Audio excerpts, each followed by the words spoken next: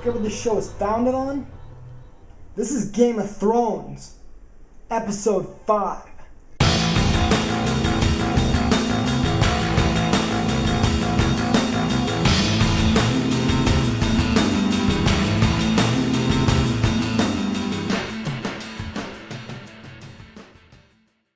What's up, Brainy Gamers? This is DC Green, and this is Game of Thrones Episode 5. Today, we're going to be covering the 3 games that CLG.EU played against Moscow 5 at DreamHack. I'm going to be announcing the winners of the MLG Mousepads plus hat, which, as you can see here, I got signed by all 5 members of TSM. This is a collector's item right here. Pretty sad that I'm giving it to you guys because I'm actually really jealous of it myself now. I'm also going to be announcing a new giveaway for the next episode, and it involves Pulsefire Ezreal. Then I'm also going to be letting you guys know where you can find me on Twitter, Facebook, and even my stream, because I'm thinking of starting to do that again. Also, I just wanted to say to you guys, thank you for all the positive comments and feedback that you've been leaving. I'm definitely taking it all into account, and I hope that you can see episode by episode that this show is getting better based on things that you've told me. I just want to say that a resounding amount of the comments are extremely positive towards what I'm doing, and most of them that are negative have to do with my mustache and less with what I actually do on the show. So I just want to say thank you very much, guys.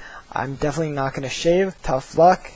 And I will continue to improve based on things that you guys have asked me to do. One thing that I'm going to do this episode is more discussion on team compositions and synergy that the pros pick, as opposed to my thoughts on why certain teams will win because of their lane strength. So I will be going into that, more in-depth look on who has better late game composition, who has better early game composition, what teams need to do to win with a composition that could be considered lesser than that of their opponents, etc. Also, I think that there was a lot of focus in the last episode on things that teams did poorly as opposed to things that teams did well. So I will try and give as much of a balanced opinion on things that the team that's winning is doing correctly and things that the team that is losing is doing incorrectly, and what you would need to do in that situation if you wanted to dig yourself out.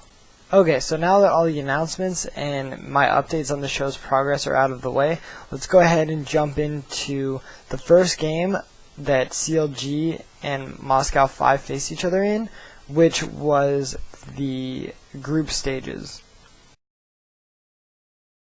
In their first encounter during the group stages, CLG and M5 chose to ban out the champions Nocturne, Darius, and Shen, and Nautilus, Urgot, and Maokai. Now I have to say that I find CLG's bans to be very acceptable. Nocturne and Shen are both good bans because they're junglers that have global or semi-global presence, as well as providing a lot of CC and utility to the team. Darius is one of those European targeted kind of bans. I know that some teams like Fnatic like to run him. It's very possible that Moscow 5 likes to run him in the top lane. So I think that this is a good ban because he seems to be a pretty big pick in Europe. Now, Moscow 5's bans I don't like as much. I think that they ban things the wrong way. For example, I don't think that banning Nautilus and Maokai is a good idea because it shows that you're scared of certain junglers, but you ban Nautilus and Maokai but leave up Alistar. I don't like that. I think that Snoopy is known for his Alistar, and this is something that you want to take away from him instead of giving him the opportunity to get. Also, not banning Anivia versus CLG.EU is a huge mistake because Froggen is so known for his Anivia. The Urgot ban is, of course, very good and very common in Europe and in North America because of the power of Urgot's ultimate to turn any fight into a 4v5, he's definitely a solid ban. Personally, I think they could have foregone banning out Nautilus or Maokai and banning Anivia. There's no reason to not ban Anivia against CLG.EU. It's like their secret weapon, and if you give it to them, chances are they're going to win. I don't know the exact statistics of Froggen's win percentage in tournaments when he has Anivia, but I would wager that it's pretty high. I know that he has lost games, like in Anaheim, he got it against TSM and they lost. but that doesn't mean that it's a smart idea to give it to him.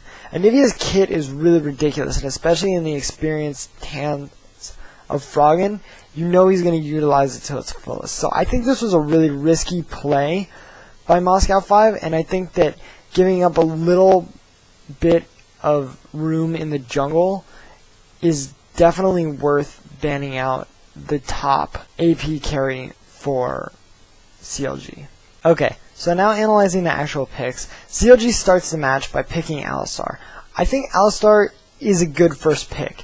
He's versatile enough that you can say, hey, we could be picking him as support, we could be picking him as jungle, and he's adaptable. It kind of follows the strategy that TSM uses when they first pick Janna. You're basically not divulging enough information to your opponents, but you're getting a very, very, very strong pick. That's why TSM likes to pick Janna first, because you don't leave yourself susceptible to counter picks by picking a support first, but you also get a very, very good champion on your team. Moscow 5 turns around and they pick Lee Sin and Karthus. I don't like the early Karthus pick. I think it's good to have Karthus on your team. He's obviously a very solid AP, but I think this leaves you very susceptible to a lot of strategies depending on what your opponent wants to run.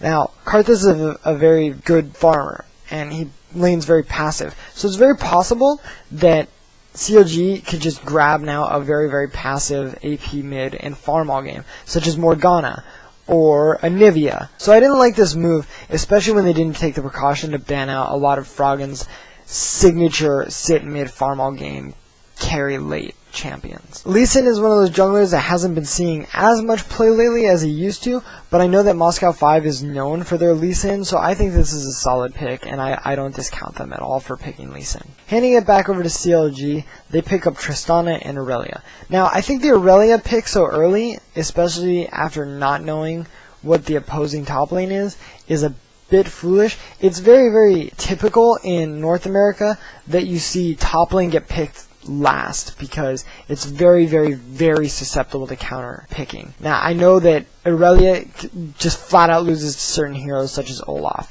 and that's not something that you want to just set yourself up for. So I thought this was risky. It ends up being okay based on M5's pick. The Tristana pick is really good. I think that if they were thinking about running Tristana with Alistar, this was a fantastic pick. As you can see later down the line, they end up picking Soraka. And I think this is also a really good pick, because by taking Tristana, you remove the only competitive ranged AD champion with a healing debuff. So this is a good short-term and long-term payoff pick by CLG. Bouncing back over to Moscow 5, they pick up Nunu and Vladimir. I think that they felt like Vladimir was a safe pick into Aurelia. I think that that's a pretty even lane. It can go either way, and it will never really snowball like too hard out of control. I think that at worst, Vladimir will get to like 20 CS above Aurelia, or vice versa. It will never be one of those glaringly large disparities between the two champions, especially when both players are extremely, extremely skilled. I don't exactly know why Moscow 5 picked Nunu. I know that they're very favorable to Nunu. I think they put a lot of stock in Blood Boil. I don't know. I think unless you plan on running Kog'Maw, he's not a very good pick, which obviously is still open to them, so I think that they could have done that, especially since CLG already picked their AD carry, so they know that there's no threat in Kog'Maw being taken, but they end up picking Corki, which you can't see in the picture, but Corki ends up being their last pick. So, giving back to CLG, they pick up Soraka and Anivia. Froggen was smart about this. He picked his AP carry last. He saw that they ran Karthus, so he knows that he can run Anivia and be relatively safe in just farm all game. And they also pick up Soraka, which seems, I think that this is kind of like a response to Nunu. Nunu doesn't have a lot of pressure in lane that Soraka can't handle. It's not like a Leona lane, something super aggressive. So I think they're like, we can pick up Soraka. It's going to be really good against Karthus also, and then we can just stick Alistar in the jungle. So this plays back to CLG's first pick being very, very versatile. And then going back to M5, all they had to do was pick up their range carry, and they decided to pick up Corki. Now, I don't really agree with this. I think that the better choice would have been Kog'Maw, because they have that synergy with Blood Boil. They also have a very all-in kind of team with Vladimir and Karthus. They're going to Wall of Pain, they're going to drop Vladimir's ult, Lee Sin's going to get in there, he's going to try and slow everyone, and they're going to try and kill them. Now, and Kog'Maw is one of those champions that's not known for his escapes and is known for his raw damage output. So I think that he would have been a very complimentary pick. He's also good against Tristana in the sense that there are times where his range will mirror her. And we'll see later in the game where having a short range AD carry really bites M5 in the ass. Now, looking at both team comps, as I've mentioned, M5 is a very all-in composition. They drop Wall of Pain, they go in with Vladimir, they try and do as much damage as possible. Karthus initiates and dies, uses Requiem. They're trying to put all their chips on the table. CLG's comp is a bit more crowd control centered and also focuses on sustained as well, in some cases, burst damage, mainly from Anivia. They have a lot of crowd control with Alistar, Tristana, Buster Shot, that counts as crowd control, like displacement. They have Alistar's displacement, they have Aurelia's stun, they have silence from Soraka, they have stun from Anivia, they have slow from Anivia, and they have wall from Anivia. So I think that CLG's team is a lot more rounded. I'd say that their lanes are mostly even. I think Karthus farms a little bit better than Anivia, but as far as I can tell, their lanes are pretty even. If I had to choose before knowing the outcome, because I've already seen the games, I would say that based on team composition, that CLG.EU has a better composition. But that's enough about that, so let's get into the game and see how this all panned out.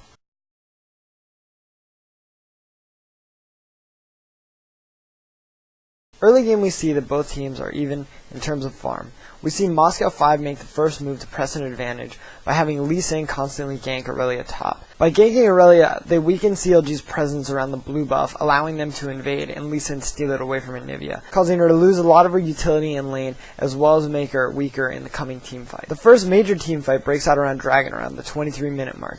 Both teams go back and forth at each other, and despite a lot of damage being negated by Soraka's heal, M5 is able to pick off 2 kills and take Dragon. Seeing the dominance of their team comp against CLG, they decide to go for an aggressive Baron and catch out Aurelia. CLG.EU then foolishly tries to defend their middle tower and lose Soraka and Anivia. M5 makes their first error of the game here after killing the second middle tower and not pressing onto the inhibitor tower. With Anivia still dead for up to 15 seconds, they easily could have taken the tower, which ends up being their bane in the late game.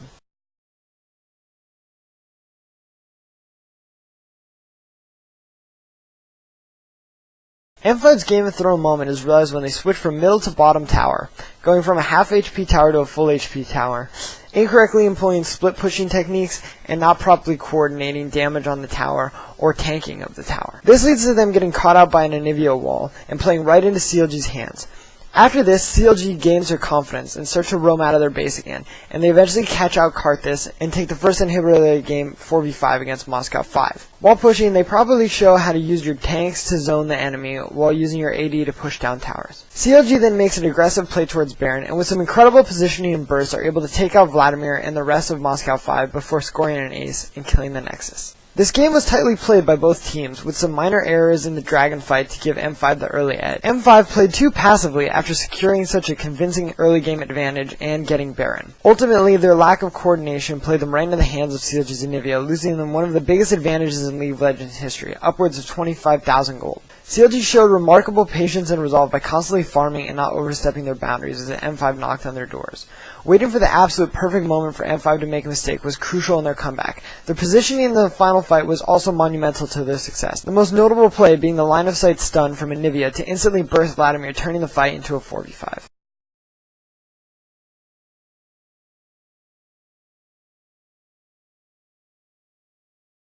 So here we are in the finals of DreamHack, where CLG.EU and Moscow 5 have earned the right to fight each other again, this time battling for first place. Coming into the game, we have CLG.EU banning out Darius, Yorick, and Shen, and then Moscow 5 banning out Urgot, Nautilus, and Soraka. The bans for CLG are the exact same from the first time that they encounter Moscow 5. Instead, this time they ban out Yorick instead of banning out Nocturne. I don't know the reasoning behind this, but Yorick is a decent ban. I, however, really hate the bans from Moscow 5. Because it's like, okay, you ban out Urgot, that's a good choice. You ban out Nautilus, again, good choice. Probably not better than Alistar after you got beaten by that the first game, but that's pretty decent. And then they banned out Soraka. And it's like, hey guys, do you remember what hero that we lost to in the first time we fought these guys?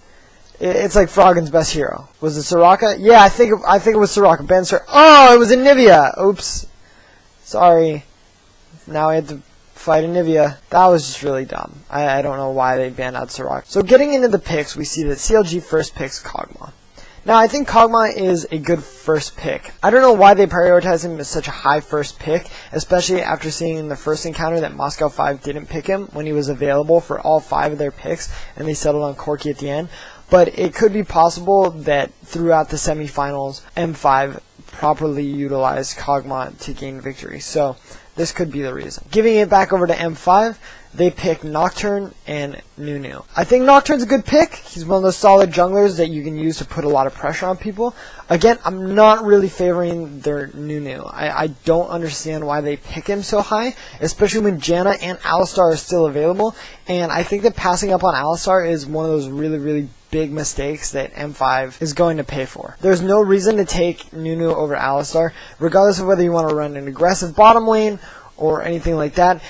Alistar is one of the single-handed reasons that they lost their first game, because they were too afraid to push into towers because of the zoning pressure that Alistar could make with his AoE stun. So I really think this was a bad idea to leave this open, and again, I think their Nunu picks is one of the weakest decisions that they make in the champion select thing. And while Moscow 5 is like a mechanically strong team, they're showing that this tournament that their pick priority and choices are not very strong. And as you've found out through my previous episodes, picking and banning is a very important part of this game and can ultimately lead to whether you win or lose. So going right back to CLG, they pick up Alistar and Aurelia. Now we again see Aurelia getting picked out as third pick by Wicked. So what I'm taking this as is that Wicked is back on his Aurelia is the most broken thing in the game train, and that he feels that she's strong enough to lane against most people, or at least he's strong enough on her to lane against most people. This is not as bad as what most people think. I think that confidence going into a game is something that should be highly regarded, and Wicked is showing a lot of confidence by just straight up picking Aurelia, settling himself with a hero that he's very comfortable with, and so therefore almost guaranteeing that he does good all game. Now, the Alistar pick is just a solid pick and something that Moscow 5 really should have taken away from CLG. It's unclear at this point whether they're going to run him in the jungle or as a support, but like I said, he's got that versatility, so they can really pick around what they want to do. Now, this, in my opinion, aside from not banning Anivia, is the biggest mistake that Moscow 5 makes in this first game. They go ahead and they just instantly pick Twisted Fate. Now, Twisted Fate is one of those heroes that you can't just run blindly. You can't run him into a middle lane that you don't know what you're playing against, because he has an extremely weak laning phase. Not only is his laning phase really weak, but he brings almost nothing to the table compared to other AP carries. On top of his weak laning phase, he's very one-dimensional. All he has in his kit is a stun and a nuke. He does have the ability to teleport across the map, but this gets incredibly overshadowed in teamfights when an opposing AP carry with a worthwhile ultimate uses theirs in battle. Let's take Ahri for example. Not only does she have 4 spells, but they're all useful. She has AoE true damage, she has AoE single target damage, she has a charm, and she has a dash that allows her to position herself 3 times and does damage to multiple opponents.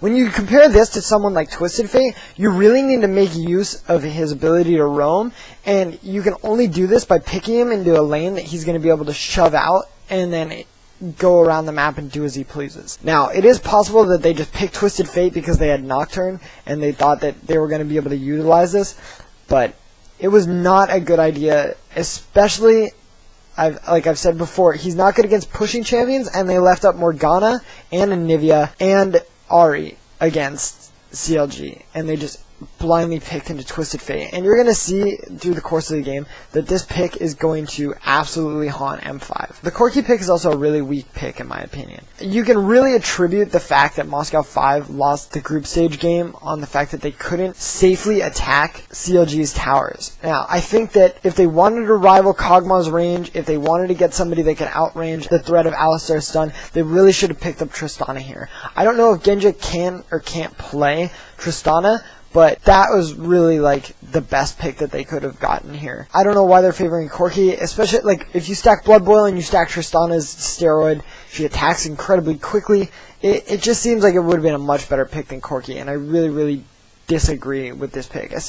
They obviously just aren't learning from their mistakes from the first game. Once given priority again, CLG.EU picks up Maokai and Anivia. Now, Anivia is a pretty blatant choice. Moscow 5 picked a very weak laner in TF. They left Anivia open, so Froggen just scooped it up. I think this is a great pick by him, as always. You don't want to mess with CLG when they have two of their best players on their most familiar and favorite champions. This is just a big glaring mistake by Moscow 5 to let them have these heroes, and it's not going to be good. I think the Maokai pick is fantastic because not only have CLG gotten their favorite heroes, but they've also worked around a very successful Protect the Kog'Maw composition. They have Alistar to provide a lot of CC and peel for anybody that gets on Kog'Maw. They have Maokai to provide damage reduction, as well as a knockback and a root. And they have Aurelia's stun, as well as all the crowd control and zoning capabilities that Anivia provides. They have the perfect Protect the Kog'Maw composition embedded in that already strong pool of champions. So this just goes to show that CLG has brushed up on their homework. They know the ins and outs of this game, and they've used it to not only just pick great champions, but also a very workable composition. So props to them. So then they pass it back to Moscow 5, and they round out their lineup with Vladimir. Now, it's clear to me that they picked Vladimir because they feel comfortable running Vladimir against Aurelia, and they also think that Vladimir is a very good hero. And he is. Now, if we look at the composition of Moscow 5, it's not as solid. They have Vladimir and TF as their double AP, and this isn't good. Vladimir doesn't really contribute to Twisted Fate, and Twisted Fate doesn't contribute to Vladimir in any way. They don't synergize as well as Karthus and Vlad. And to be honest, that Twisted Fate should just be Karthus. They ran such a good Karthus in the first game with the Vladimir composition that there's no reason that they shouldn't have done it again. The Twisted Fate is such a gamble pick, and it's really going to screw them. They do have synergy in the global gank department with Nocturne and Twisted Fate. However, picking Twisted Fate into such a weak lane, his gank potential is going to be very, very, very diminished, and they're not going to be able to capitalize on this as much as they want. Again, they have Nunu Corki, which they seem to be favored of, but again, I don't think that this is warranted to just blatantly run Nunu when you can pick things like Janna. Because Janna will knock back Alistar, she'll knock back Aurelia, she'll knock out Maokai. She does a lot of things to protect the squishy champions that they have, like Twisted Fate and Corki. They also could have ran Soraka. They didn't know that Froggen was going to pick Anivia. Obviously, they should just assume that. They could have run Soraka and had silence for his Glacial Storm. There's a lot of things that they could have done. They're picking way too comfortably and not smart. And that is ultimately going to be the downfall in the game to come.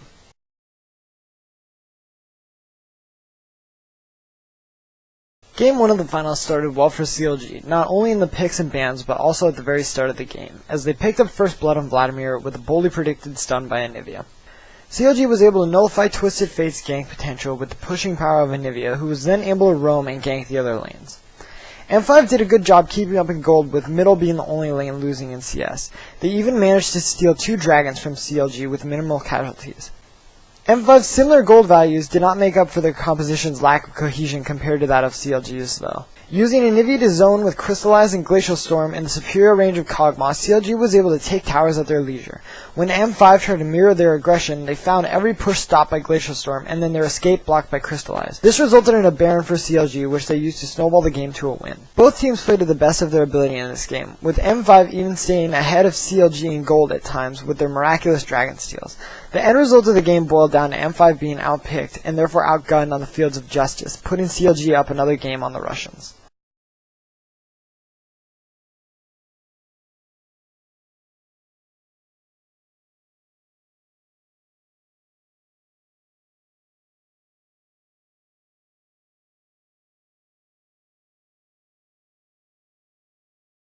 Okay, now we're in Game 2 of the finals. CLG has first pick again. I don't know exactly why. And they banned Yorick, Darius, and Shen. Same bans. They're working out for them, so don't fix it if it's not broken. And Moscow 5 decides to get smart, and they ban Anivia first, then they ban Ahri, and then they ban Morgana. So really just laying into Froggen, which I think is smart because over their last 2 games, they really only lost to Froggen lanes. I think this is smart. It opens up a lot of viable mid lane champions for them, such as Ryze, or they could potentially run Twisted Fate this time if they wanted to. Of course, only after waiting to see what Froggen picks. I think these were smarter bans by Moscow 5. So CLG gets to pick first, and of course since Urgot's up, they pick Urgot. Now for anybody that doesn't understand why Urgot is so highly contested, it's because the power for him to change any fight literally into a 4v5 is so high. He's very tanky, so it is very difficult to kill him once he's made the swap. And also a flash swap if the team's running away or just catching people out of position is just so strong. Like you can literally Urgot swap into a Baron kill because you'll literally instigate the person. Down the line, coupling that with Soraka, where you can like silence the person as they're getting swapped so that they can't immediately flash, and then having Renekton stun them also is very good. Obviously they don't know they're going to pick that yet, but it just, the synergy's there if they happen to pick those champions. So after that, Moscow 5 decides to pick up Irelia and Nautilus. I think that Irelia, they're just like, we need to get it from Wicked.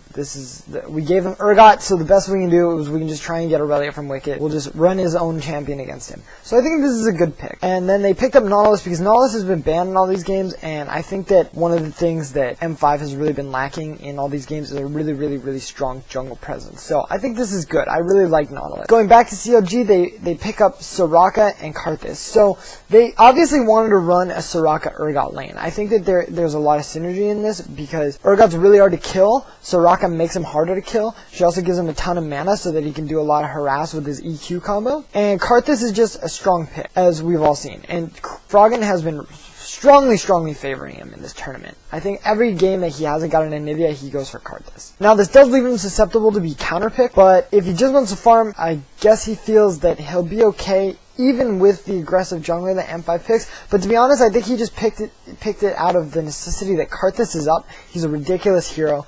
It was shown by TSM at MLG Anaheim. So Karthus is just one of those highly contested top AP picks, and this is why Froggen chose him. Going back over to M5, they pick up Kog'Maw, finally, and they pick up Alistar.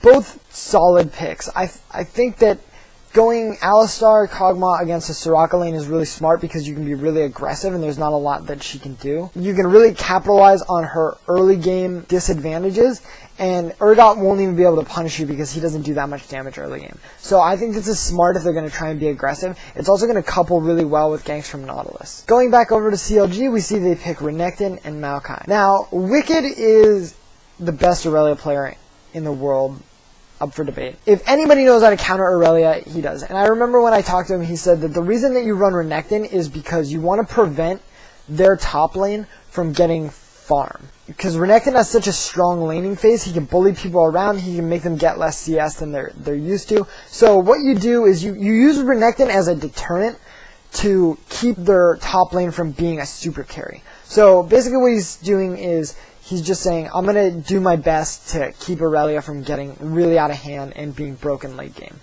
He also provides his team with a stun, like I said, which will couple well with Urgot. It'll also make the slows and the roots from Maokai a lot better. Then they picked Maokai up for Snoopy, and I think that he just ran it last game to really good success, and so I think that he's comfortable with it, and so he wants to run it this game. Back to M5. They literally insta-locked this Kassadin. Like, as soon as they got back to him, they're like, Kassadin, boom, insta-lock. I think that Kassadin just isn't a good pick anymore, in my opinion. Burst damage isn't really, like, a reliable thing anymore, especially when that's really all you have. Kassadin is very akin to Twisted Fate, because his W is useless, and his R isn't good for damage either. It's really only good for positioning. Like, rarely will you see it used for damage. So I don't like it. I feel like Kassadin is, again, he's one of those really one-dimensional heroes. He's very squishy. He can only do damage in bursts in pretty long periods of time. Like, I think his Null Sphere has like a 5-second cooldown. His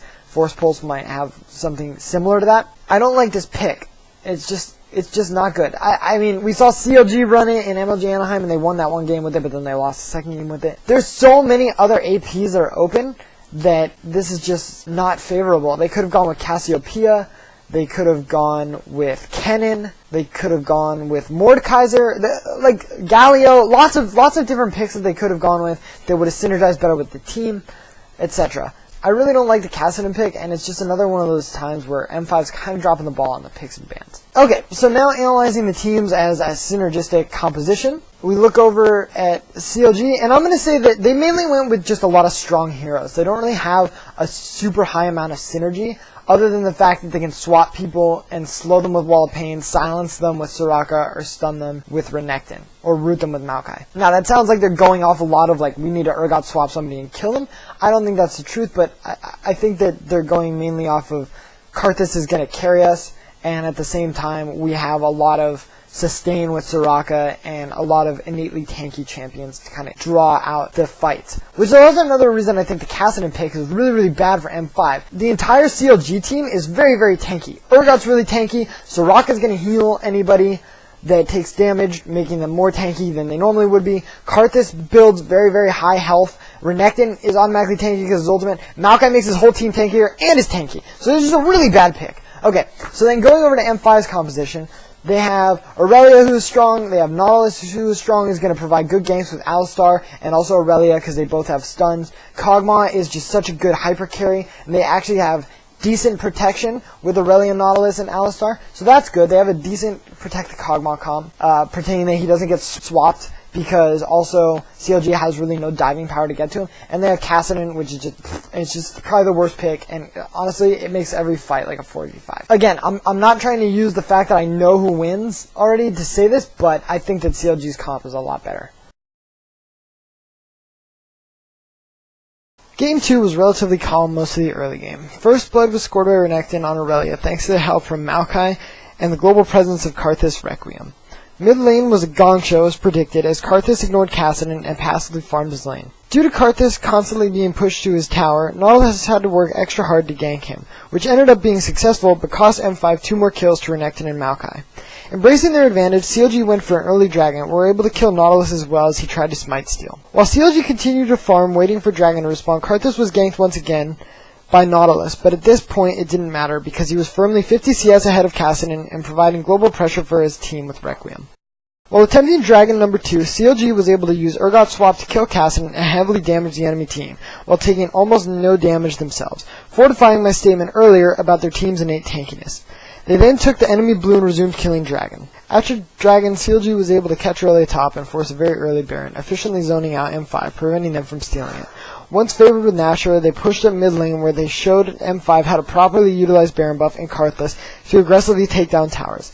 Had they not been so sloppy doing this, they would have also gotten the inhibitor. Biding their time till the next Baron, CLG slow-rolled their victory, baiting M5 into a fight and catching a retreating team with Urgot's ultimate, and allowing them to get a second uncontested Baron. They then claimed the middle inhibitor. CLG pressed their advantage, taking out many of the remaining outer towers before engaging in a fight with M5 that allowed them to claim a second inhibitor.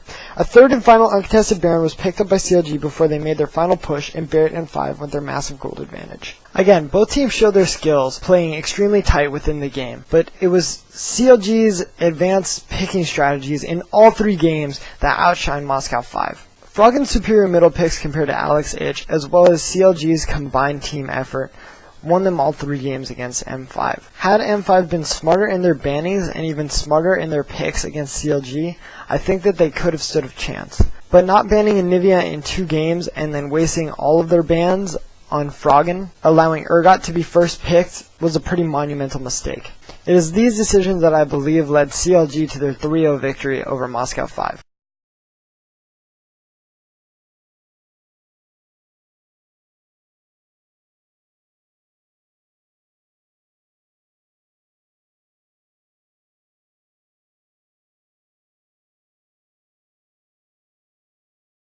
Okay, so those are the games.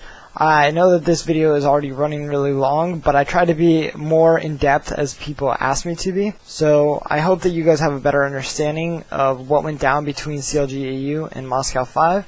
And if there's anything that you should learn coming away from this, it's always ban Anivia against Froggen. And also probably learn how to play as Anivia or against her, because I feel like she's going to be rising in popularity again. She's always been a really strong champion, but I think more people are going to realize now that we should probably learn her because she's kind of broken. With that being said, I know a lot of you have been waiting to hear who the winners are for the MLG Mousepad, so let me go ahead and say that I did the random drawing, and there is going to be a video in the description of the video as well as right there on the screen where you can go to see how I randomize the numbers. I did it all legitimately. Like, the video is really blurry because I tried to take a picture of my screen with an external camera and it didn't really work well. So I promise for future giveaways I will do them using a screen capture method such as Fraps or XSplit. But anyways, the winners are first place, who gets the mouse pad of their choice plus the MLG hat plus a pack Sivir code, is BD Moore 2816. Second place is Rikotsuz, who gets his or her choice of the remaining 3 mouse pads plus a Riot Nasus Code. Third place is xKatyMarilynx, who gets his or her choice of the remaining 2 mouse pads plus a Riot Nasus Code. And fourth place is Dude the Hope, who gets the remaining mouse pad plus a Riot Nasus Code. I have contacted all of you, and you do have a limited amount of time to respond before I disregard you as a winner and re-randomize the prize. So act quick and check your YouTube inboxes. For those of you wondering what the next giveaway is going to be regarding Pulsefire Ezreal, I've gone out and bought 4 $25 RP Riot cards, which is approximately how much he is going to be worth after he's off sale. However, I'm going to be trying getting these Riot cards distributed while he's on sale so that you can buy the Pulsefire Ezreal skin and also have some additional RP to buy other skins or room pages or summoner name changes or what have you. The winners of that contest will probably be selected from comments put on this video, so be sure to leave your feedback. Tell me what you like about the show, tell me what you dislike about the show, what I could be doing better, how excited you are about this giveaway, that you're pissed that you didn't win the last giveaway, etc., etc. I do read everything, it's all pretty entertaining, so comment away. My final announcement has to do with social media. I have made a Facebook fan page for DC Green as well as a Twitter account called ROG Green. I also made a Twitch account that is going to be associated under the Cursed brand of Twitch channels. It's going to be called Game of Thrones. The reason I made this is because I want to do like maybe an hour segment every day or every few days during the week that doesn't require me to make a video, that lets me talk about things like tips for solo queue, improvement to your gameplay, etc. It's not always going to be like analytical stuff. So there you have it. This was Game of Thrones episode 5. I apologize if it ran a little too long. Based on the amount of analysis that I'm giving in this episode, I would probably say that most episodes are going to run this long. So as always, I will try and be as entertaining as possible and provide as much neat and clean editing so that the videos are very easy to digest. And I hope to see you guys back here next week. Please remember to subscribe and comment, and thank you for watching.